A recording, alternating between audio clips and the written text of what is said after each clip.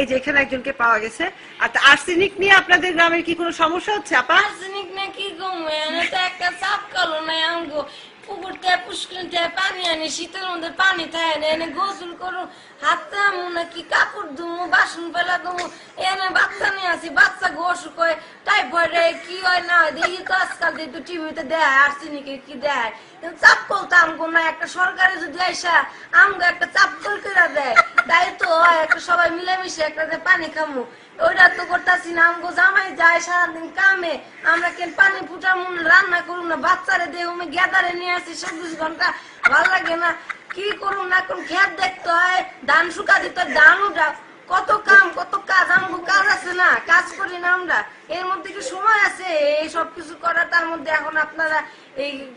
শরীর খারাপ হয়ে যাবো বাচ্চার অসুখ বিসুখের একটা ওষুধ আবার ওষুধ আনো ওষুধের টাকা লাগে না টাকা তো আমরা তো গরিব মানুষ টাকা কত 2-3-4 টাকায় পাই সমস্যা নেই কথা